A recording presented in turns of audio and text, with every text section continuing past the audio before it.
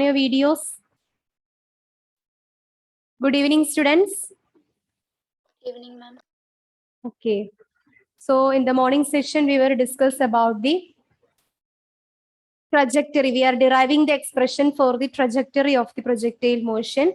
So we can continue with the same. So for that, we are consider the projectile motion of an object. If an object is projected with an initial velocity u, it should follows a parabolic path. Okay. And then here we consider after a time interval t, the position of the projectile is at y, that is along the vertical axis. So here we have start the derivation by considering the second equation of motion.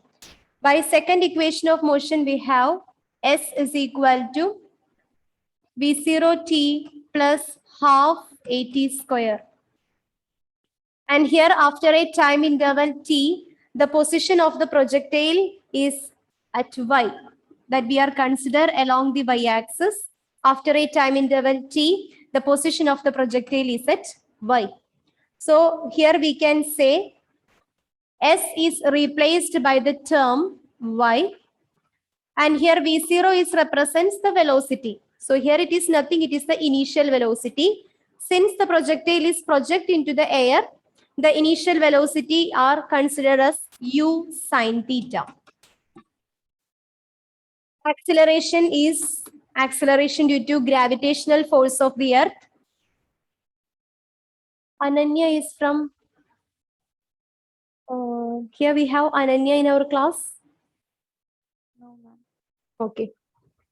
So acceleration is due to the gravitational force of the earth. Okay. So acceleration due to gravitational force of the earth is g.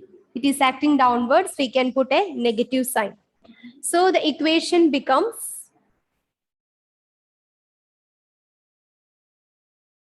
y is equal to u sine theta t plus half into minus gt square, or y is equal to u sine theta t minus half gt square.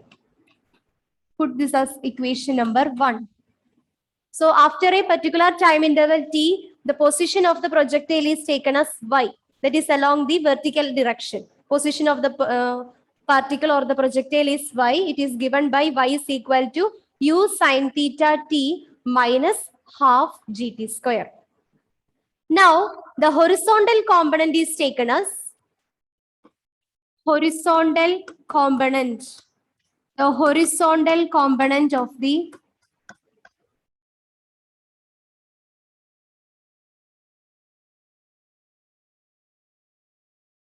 particle is taken as x. Horizontal component of the particle is x. So after a time interval t, the vertical component of the particle or the position of the particle is taken as y. Y is equal to u sine theta t minus half gt square. Now we consider the after a time interval t, what about the horizontal distance? The horizontal distance that is covered by the object, it is taken along the x-axis and it is taken as x. Now, what is the relation between distance and that of the velocity? V is equal to d by t. Here we consider the relation v is equal to d by t, where v is the velocity or the speed and d is the distance. Here d is the distance, mean it is the horizontal distance covered by the object. Okay, and t is the time of flight. And this horizontal distance covered by the object d is equal to v into t. D is equal to v into t. This d indicates the horizontal distance covered by the object. Horizontal distance covered by the object after a time interval t. Horizontal distance covered by the object. It is taken as x. So x is equal to v into t. The equation becomes x is equal to v into t, where v is the velocity. What is the velocity here? If we are consider the horizontal distance, it becomes x is equal to u cos theta into t. X is equal to u cos theta into t.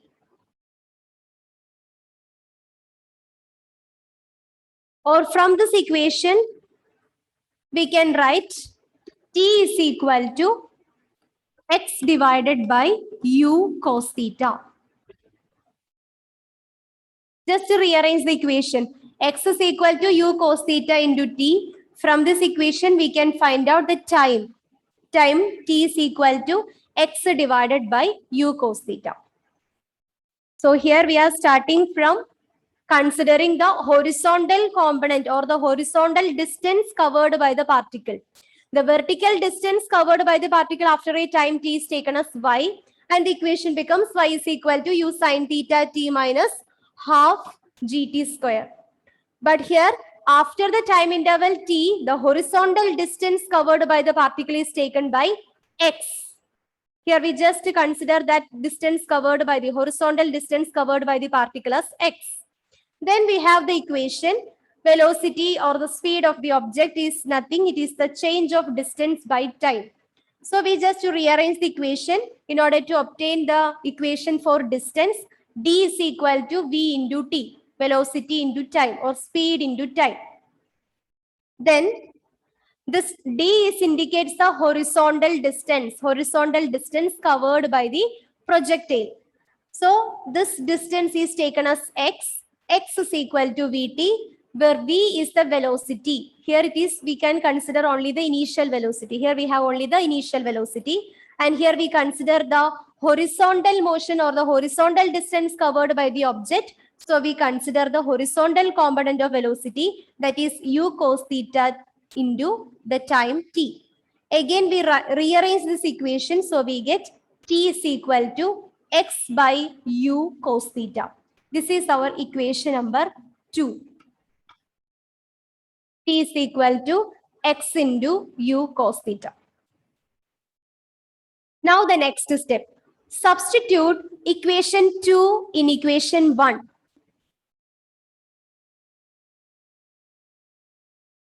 Substitute equation 2 in equation 1.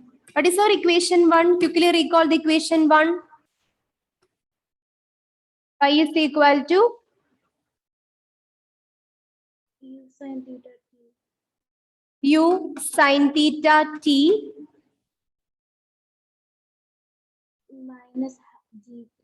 minus half gt square. X is equal to u sin theta t minus half gt square. And our equation 2 is t is equal to x divided by u cos theta. So from the equation 2, we get an expression for time. So we are going to substitute the expression for time in equation 1. So it becomes y is equal to u sin theta into, what is t? T is u x divided by u cos theta.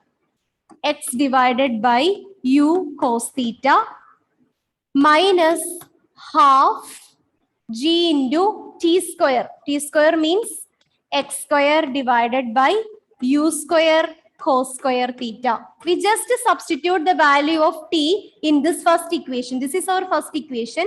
Instead of t, we are substituting x divided by u cos theta. What all terms are cancelled here? U sin theta into x divided by u cos theta. What all terms are cancelled?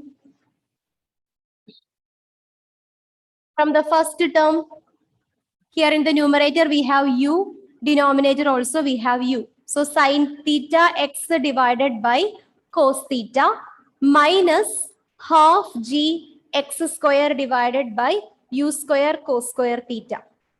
So y is equal to, that is the vertical component, y is equal to sin theta into x by cos theta minus half gx square divided by u square cos square theta. Okay, So once again, we can rearrange this equation. It becomes y is equal to sin theta by cos theta into x, sin theta by cos theta into x, minus gx square divided by 2u square cos square theta, minus gx square divided by 2u square cos square theta. Here we just simply rearrange the terms present in this equation. So y is equal to sin theta by cos theta x minus gx square divided by 2u square cos square theta.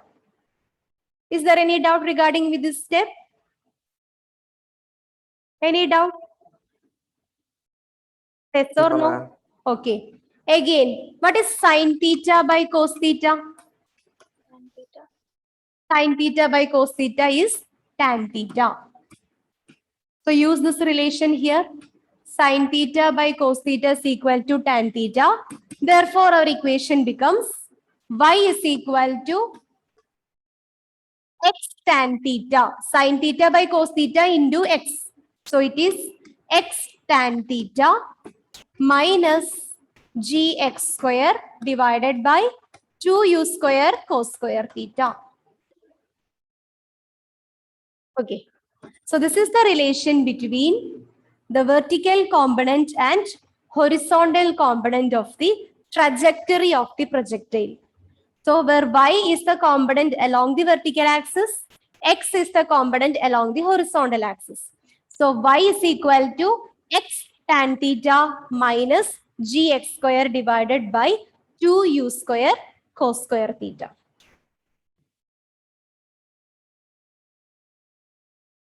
So in order to derive this equation, we are starting from the second equation of motion. Second equation of motion, S is equal to ut plus, v0 t plus half at square. And here after a time interval t, the position of the projectile is at y. So the position S is replaced by the term y. And here we are considering the projectile and the project into the air. So we are consider the vertical component of velocity v0 is equal to u sine theta because the position of the object is at along the vertical axis. So we need to consider the velocity component along the vertical axis. It is u sine theta.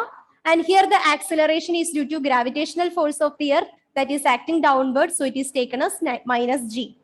Then in the next step, we consider the horizontal distance covered by the projectile. After a time interval t, the horizontal distance covered by the object is taken as x. So here we have the equation v is equal to velocity or speed of the object is the rate of change of distance or displacement by time. So d by t. So d is equal to v into t. This d is the horizontal distance. Here the horizontal distance covered by the projectile after a time interval t is taken as x, that is equal to x. So we can write x is equal to v into t. Since we are consider the horizontal distance covered by the projectile, we need to consider the horizontal component of velocity u cos theta. So x is equal to u cos theta into t. Then we just rearrange this equation. By rearranging this equation, we get t is equal to x divided by u cos theta. T is equal to x by u cos theta. Then we substitute the value of this t in our first equation. That is for y-axis. Y is equal to u sine theta t minus half gt square. Substituting the value of t into this equation after rearranging and cutting the common terms, we get y is equal to x tan theta minus gx square divided by 2u square cos square theta. So this is the equation for trajectory of the projectile. Is it clear? Okay. So once again, try to recollect all the equations regarding with that of the projectile motion. We need these equations for doing the numericals. So we are starting with the maximum height. Maximum height h is equal to, for a projectile motion, maximum height h is equal to What is the equation for maximum height? H. U square sine square theta divided by 2g. This is the first equation. Then we derive the equation for time of flight, right? Time of flight. Time of flight, not fight, flight. Time of flight, t is equal to 2u sine theta by g. 2u sine theta by g. Then the third equation that we are derived here is the range of the projectile. Horizontal range. I think it is better to practice saying range of projectile. Otherwise, you are considered as H. Range of projectile R is equal to U square by G sine 2 theta. U square sine 2 theta by G. And here the last one. This is for the trajectory. Trajectory of the projectile. Trajectory of the projectile is nothing. It is the relation between the vertical axis and horizontal axis. It is given by y is equal to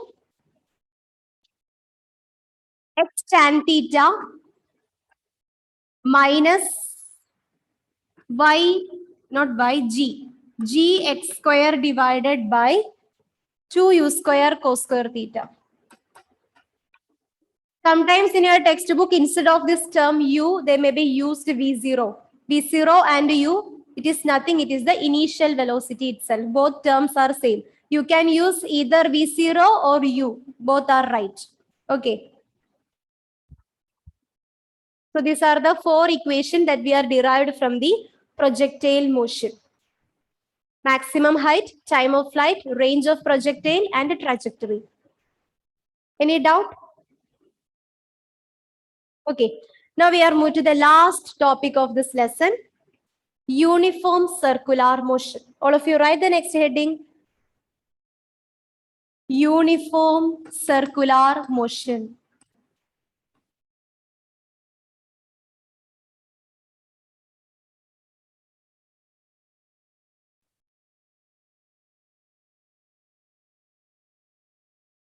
What do you mean by circular motion? Circular motion.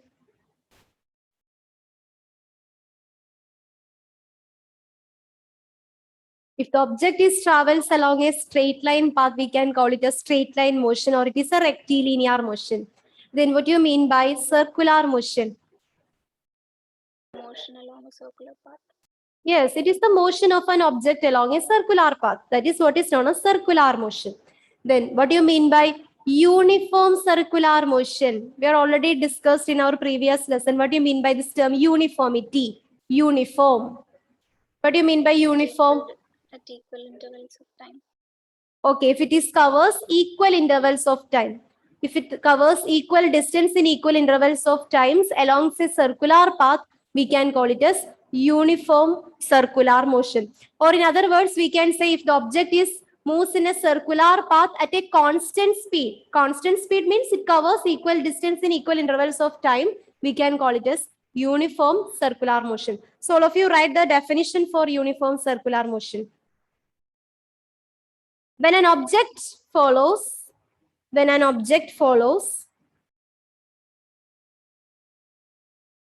a circular path, when an object follows a circular path at a constant speed, when an object follows a circular path at a constant speed, the motion of the object is called uniform circular motion. Then the motion of the object is called uniform circular motion. So it should satisfy the two conditions. When an object follows a circular path and at a constant speed, If it is follows a circular path at a constant speed, then the motion of the object is known as uniform circular motion. Okay, so here we are going to derive some terms associated with that of the uniform circular motion.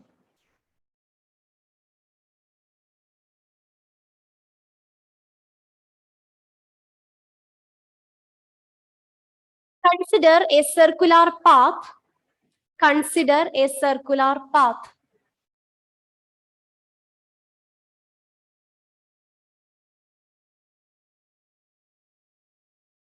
Let O be the center of the circle. Consider a circular path. Let O be the center of this circular path.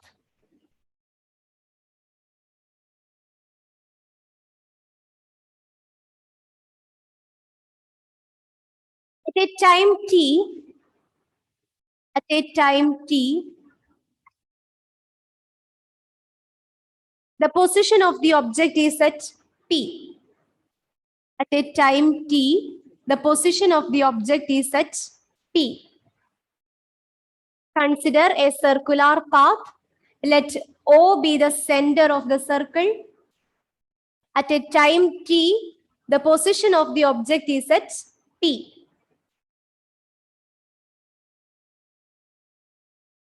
Then the distance from the center to the point P is taken as the radius of the circular path.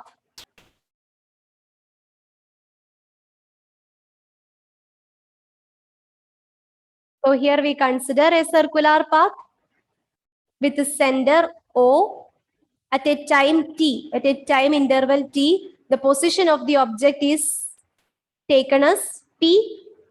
Then we can say the distance between the origin and the point P is known as the radius of the circular path.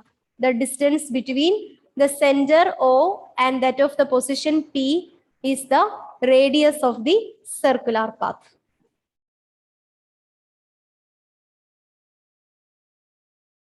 Okay, so at a time t, the position of the object is at P. So the distance between origin and that of the point P is taken as the radius. Again, after a time interval t dash, after a time interval t dash,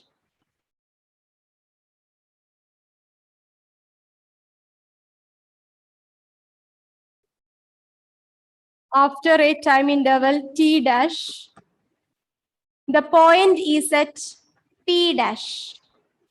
The position of the object is at P dash.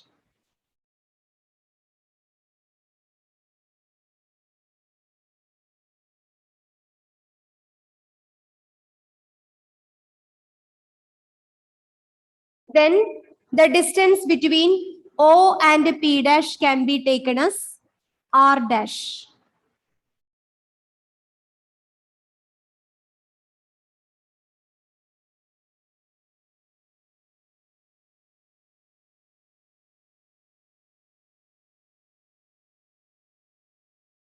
So here O is the center of the circle. At a time interval t, the position of the object is P. The distance between the center and that of the point P is taken as R. Again, after a time interval t dash, the object is moving. Object is moving in this direction and it is after a time interval t dash. The position of the object is P dash. The distance between the point P dash and O is taken as R dash. Now, the angle made by this radius vector,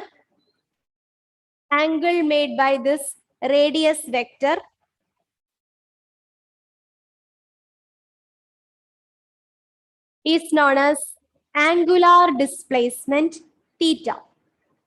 The angle made by this radius vector is known as the angular displacement theta. Angle between these two radius vectors R and R dash. Actually, this R and R dash is nothing. It is representing the position vectors. R is the position vector corresponding to the position P. R dash is the position vector corresponding to the point P dash. So here theta is the angle between these two radius vectors R and R dash. The angle made by this radius vectors is known as angular displacement theta.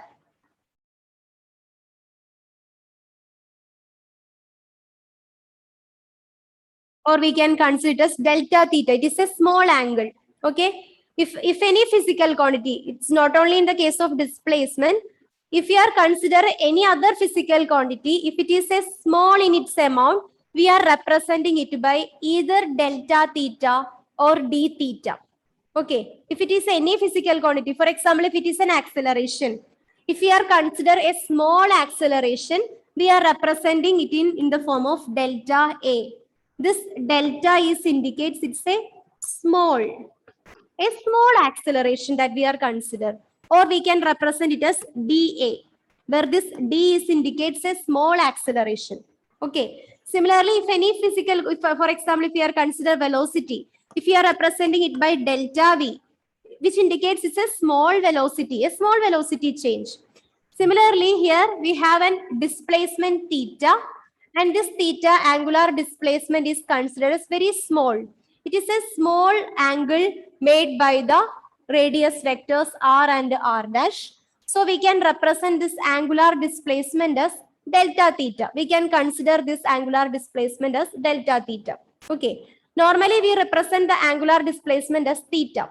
But here this angular displacement theta is very small. So we can say it is delta theta. Okay. So here the angular displacement is given by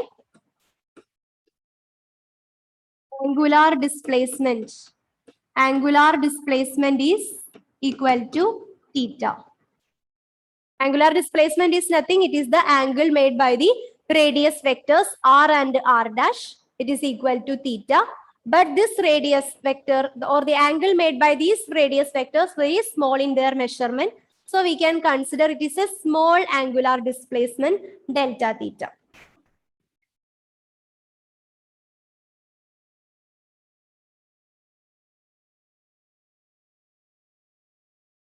Then the change in the time interval between P and P dash.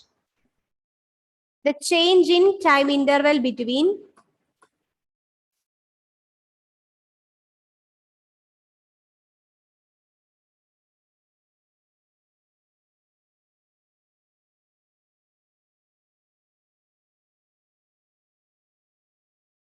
the change in time interval between P and P dash is given by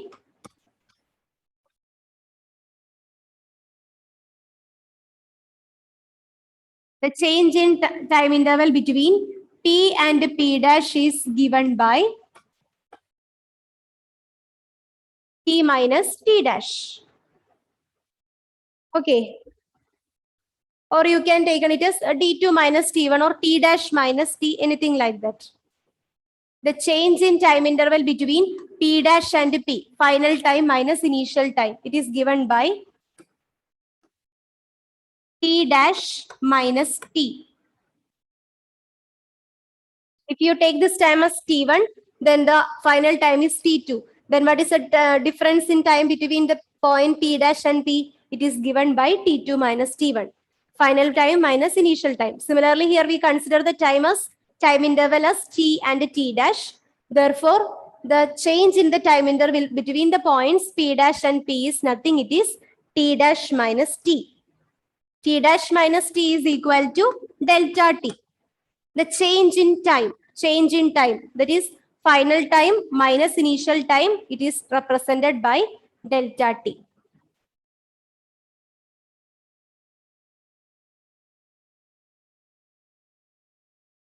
Then write the next statement. Then the ratio of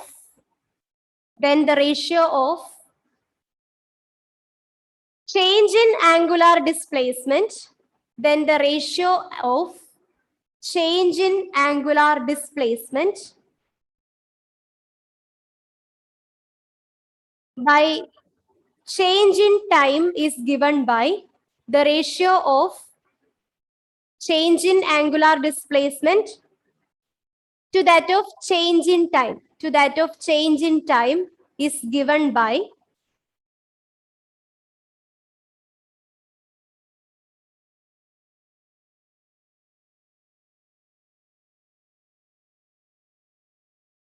angular displacement divided by time taken. The ratio of change in angular displacement to that of the time taken is given by, any idea?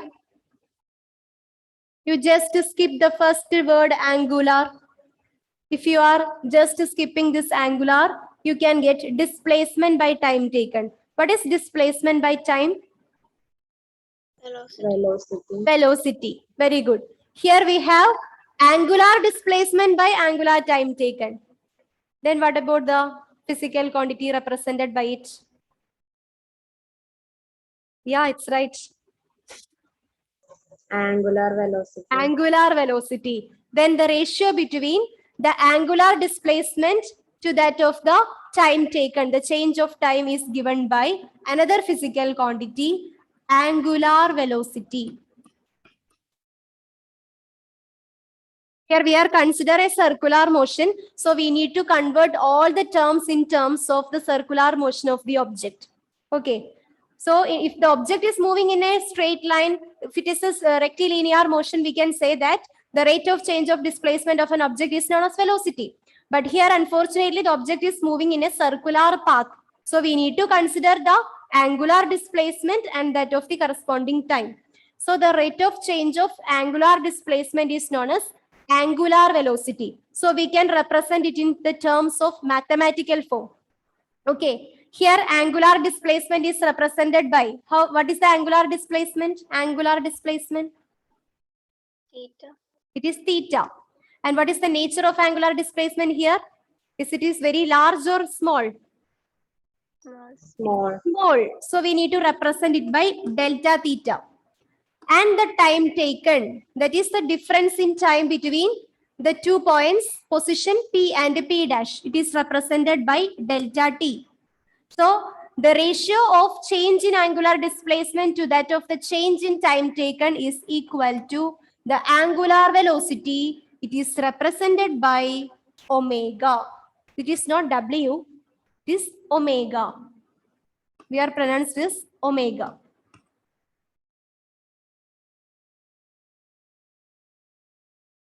The ratio of change in displacement to that of the change in time taken is given by another physical quantity. It is angular velocity. So try to correlate all the terms with that of the straight line motion of an object. If the ratio between the displacement to that of the time taken is given by velocity in a straight line motion, here we consider the circular motion of an object. In the case of circular motion, the ratio between angular displacement, here we need to consider the angular displacement by time taken. Angular displacement by time taken is given by another physical quantity. It is known as angular velocity, represented by omega.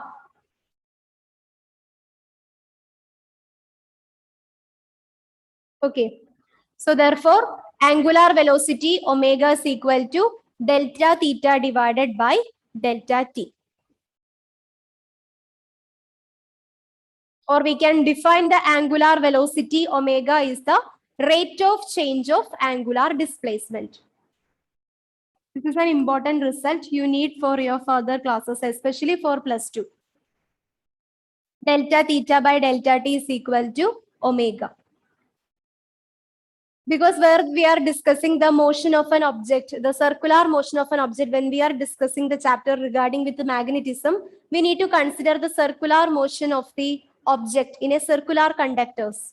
Okay. So for that, we need this relation, the relation between angular displacement and angular velocity and all.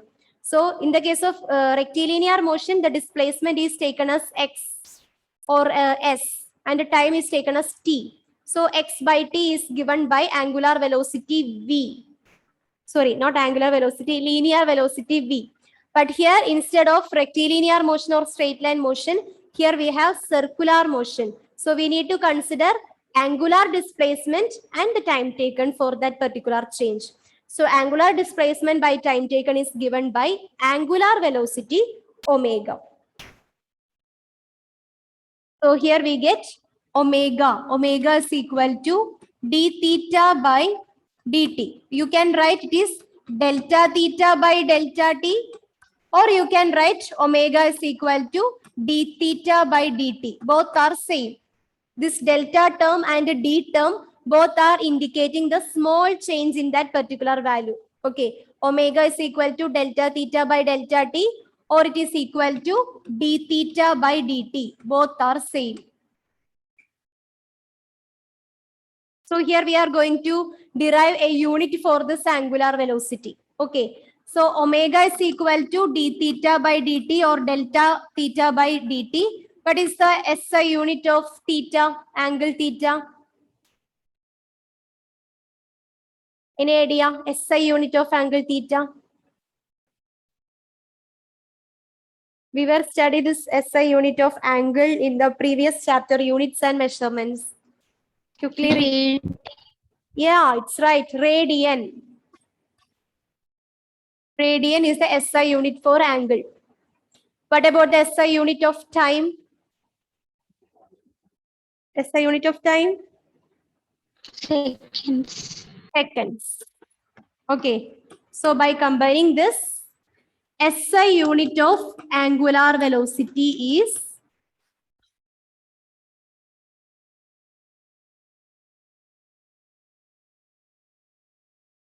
radian per second. Instead of writing radian, you can write RAD, rad per second. Radian per second. This is the SI unit of angular velocity. SI unit of linear velocity is meter per second. But here we, instead of the term distance or displacement, here we are consider angular displacement. Angular displacement is represented by a particular angle, theta. So the rate of change of angular displacement is given by d theta by dt, that is equal to angular velocity, and its SI unit is radian per second, or you can represent it as rad, rad per second, radian per second. Now the dimension of this angular velocity.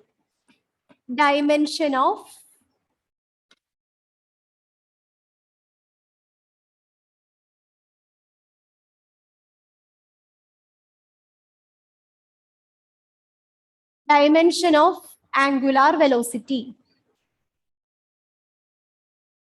We know that angular velocity omega is equal to d theta by dt.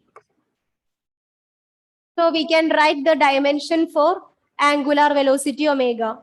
What is the dimension for angle? Dimension for angle. Radian is the SI unit of angle. I need the dimension.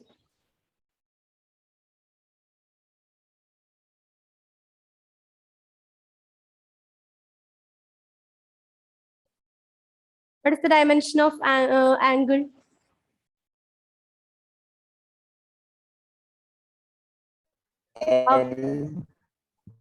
Yes, John. Some capital L. Capital L. Okay. After 2 weeks, we have term 1 exam for physics.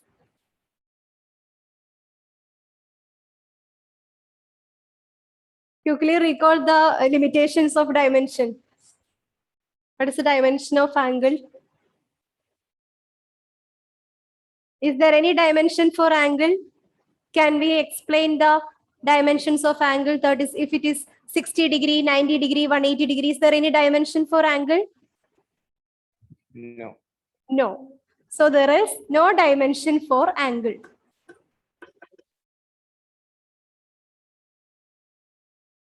Okay. Then what about the time? Yes, it is T, capital letter T. So here the dimension of angular velocity is only due to the presence of this time component. Okay, it is due to the presence of this term time. So if we take this time to the numerator, the dimension for angular velocity becomes dimension for angular velocity is equal to t raised to minus 1.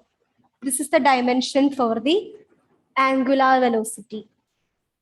Dimension for linear velocity is LT raised to minus 1. Because the numerator, we have the distance or displacement, something like that. It possesses a particular dimension, capital L. But here we have angular displacement in the numerator. But unfortunately, angular displacement possesses no dimension. It doesn't have any dimension. So here the dimension of angular displacement is only due to the presence of this time term, the term of time. So it is t raised to minus 1. Okay. So that's all about the angular displacement and angular velocity. So here we're discussing about the circular motion, uniform circular motion, and here we are discussing the terms associated with that of the circular motion of an object. So by this term circular motion, it is the motion of an object along a circular path. If the object is moving along a circular path at a constant speed, then we can call it as uniform circular motion. So here we are going to discuss the terms associated with the uniform circular motion. So we need to convert all the terms that we are studying regarding with that of the straight line motion in terms of the circular motion. So if it is a rectilinear motion, we discuss it is a velocity, simply the velocity. Here it is angular velocity omega. Linear velocity is represented by v. Angular velocity is represented by a new term. It is represented by omega. And the displacement is represented by x in rectilinear motion. But in the case of circular motion, it becomes angular displacement theta. Okay. So you just compare the terms in circular motion and that of the straight line motion. So a few more topics are there we can discuss in our next class. Now let me take